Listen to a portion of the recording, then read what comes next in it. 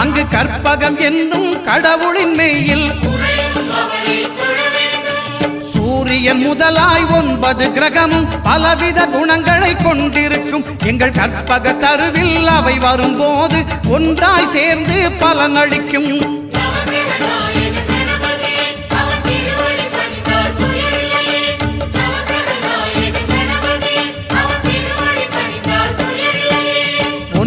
கோளும் ஒன்றாய் காண அங்கு கற்பகம் என்னும் கடவுளின் மெய்யில்